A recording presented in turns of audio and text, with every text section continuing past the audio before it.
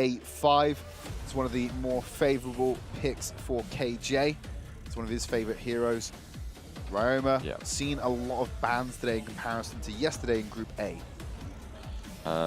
Malok available, imagining that's going to be the first hero to be locked in. Violet is available as well, so that's the sort of debate they're having at the moment. Do they give over Malok and Ormar, or do they give over Violet and Ormar? AIN typically don't run mark compositions. They're going to give out Malok and Ormar. I think it's going to be the lock-ins. So I was saying, Violet don't give, AIN don't run or haven't run marksman compositions, so I don't think they have a high priority on the Violet. Day 5, however, they can make it work. So you're right about the Ormar, but that could be the Violet lock-in for Day 5. And I don't think they need to be in a rush, so I don't think AIM would pick this up, even if it was let through, because I don't see them running a marksman.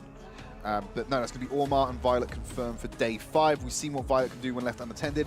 AIN taking away the L'Oreal from Day 5. Now this is important because they probably won't run the Alice in this composition anymore because the L'Oreal is missing. But they have got 2 long-range initiators in the form of Malok and Zenial to come into the fray. So this is going to be a lot of map movements from AIN to capitalize on the advantages they have over Day 5. And this is a pick as well. They have Hovard the Zill. Now this is another high damage mage, so they could still feasibly run the Alice with this. If they shred out the magic resist and continue to do so with the Zill as well, with those AoE, with the AoE damage coming through, all of a sudden you have that Alice that's slightly viable again in this composition. They have the marksman as well. They've got the front line with Lubu and Ormar, which maybe is a little bit lacking, so that would be the sort of weakness that maybe AIN could prey on. So if they can get that burst damage through, they can decimate that front line and not allow them to get that position, which would allow Violet and Zill to run riot. I'm glad you brought that up, because that's exactly what I was going to say. Having just the Ormar at the moment as the full tank of the team could provide difficulty. AIN actually do pick up a marksman. They've locked in Fein and Tel-Arnis, so that's going to be the first time that's played today. Tel-Arnis has a longer, consistent range than what Violet does. And Day 5 aren't opting for the Alice. They're going to lock in the Raz instead. A lot of protection available for Tel-Arnis and L'Oreal in this matchup, and a lot of lockup to enable them to do their jobs. I quite like what AIN have produced here in forms of a composition. I think if this gets into mid to late, when these can start grouping, they will have a significant advantage against Day 5 in the 5v5 matchups, providing they can keep Yorioki and Berry alive. Yeah, I definitely agree. I think AIN have a massive advantage going in here. Day 5 don't really have that super tanky front line. I mean, you're staring down the barrel of a Thane, who's going to be sort of full tank, and Zenial and Malok. And Malok as well, who's just going to be jumping straight onto your back line. Like, Violet won't be able to position too well. And then you've got Yorioki, who's just going to be sat there like, oh, by the way, you're dead, because all of your health's gone. Because it's just so much burst damage that comes out from L'Oreal.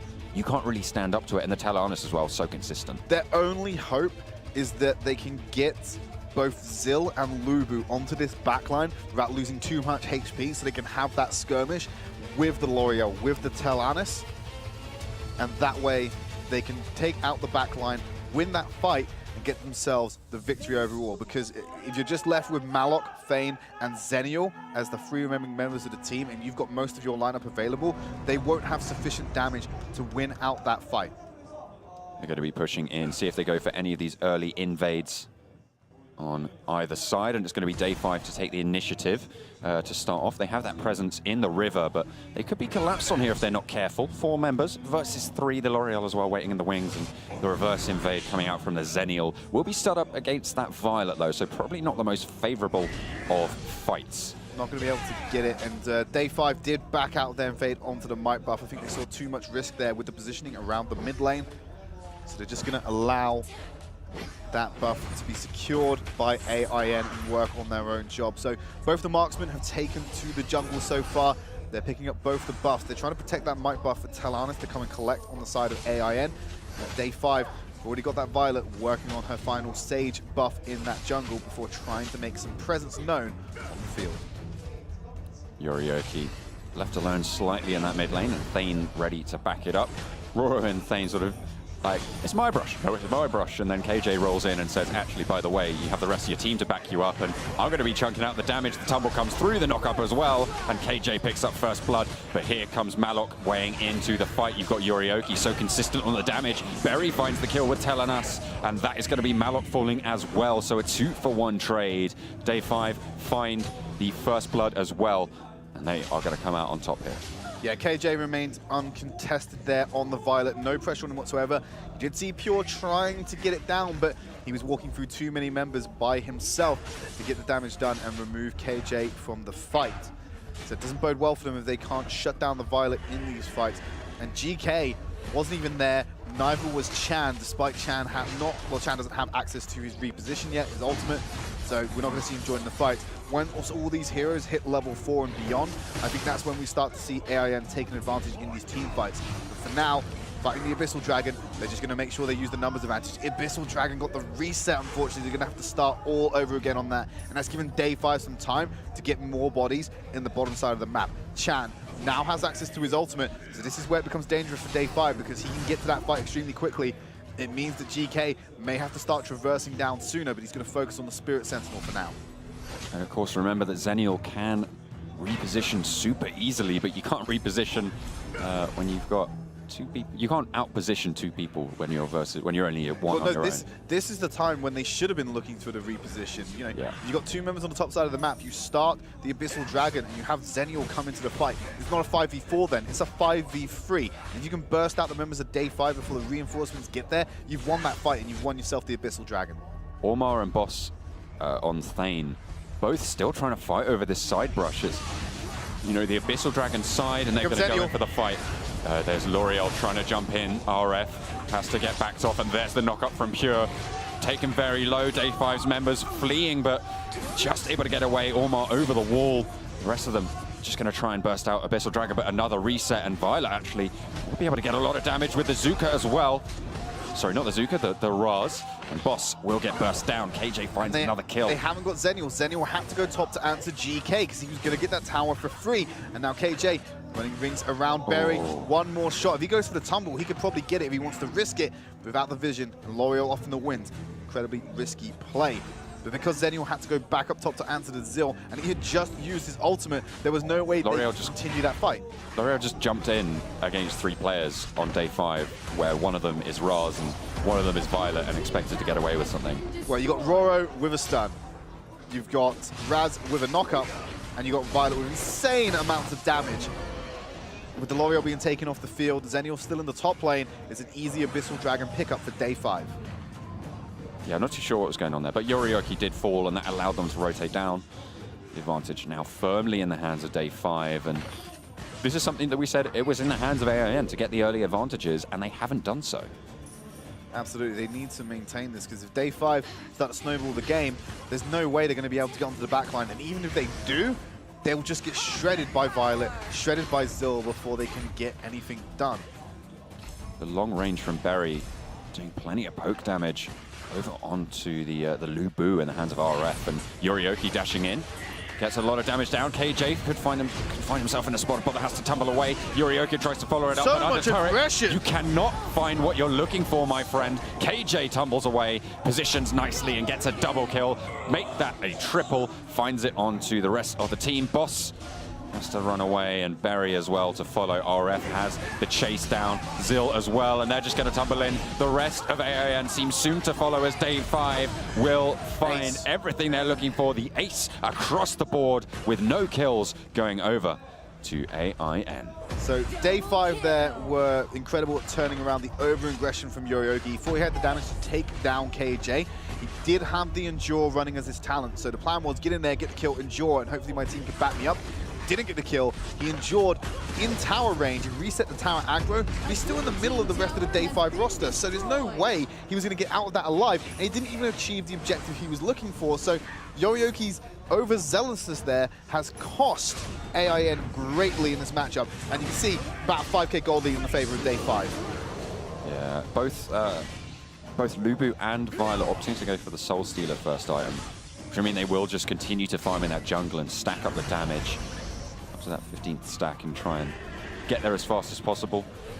Obviously, The more damage, the better on both of these heroes. So I'll be trying to find that.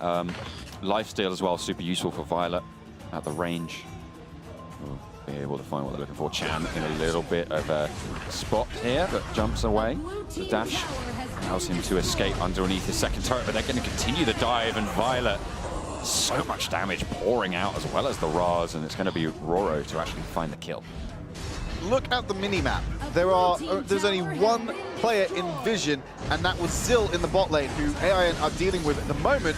But you've got to assume there's 4 members there. They've not sent anyone top to go and answer this. There are 3 members in the top lane pushing on the high ground and tower. They don't even get the Zill. That is not a trade you want. Outer tower for high ground tower, 7 minutes in. What are you thinking, AIN?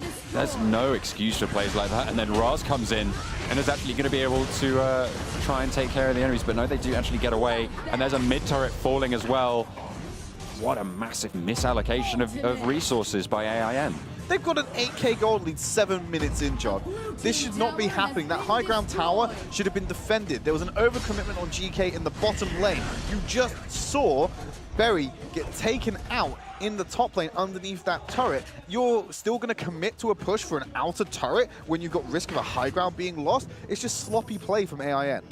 At this point, I'm thinking day 5. How are you going to set about doing this Dark Slayer? That's their next condition at the moment. They're looking for that Dark Slayer and push for the win.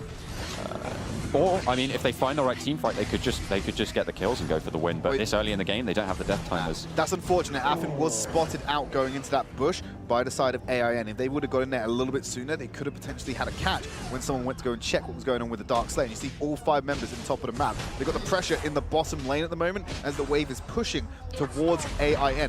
Talanis gone to the bot. She's shown down there. Day 5, need to look for a fight now or try and bait out the Dark Slayer while Talanis is on the other side of the map.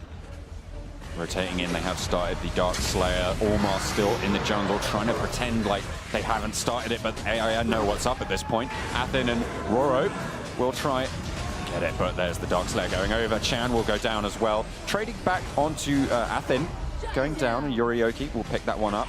Again, AIN with that L'Oreal, potentially the late game resurgence coming out, but they need to get there first, and with the way Day 5 are playing, it's not looking so likely. Well, they're starting to pick away at the high ground tower. Every time Violet tumbles, that health bar takes a tumble of its own. Yorioki's health bar as well. Poking it down. If Yorioki wants to step up to the field, I'm sure Violet will gladly knock him flat on his keister. High ground tower in the mid lane, gonna go down. They've got an opening in the top and mid. Guess where they're gonna go next? They're either going for the core or they're going for that bottom lane, John. They have 2 lanes exposed onto the core. One more stands in their way for the triple super minion waves. The Abyssal Dragon, they're just going to pick that one up. Easy pickup. There's no way that AIN can contest this. The waves in the top and the mid, just prohibiting them completely.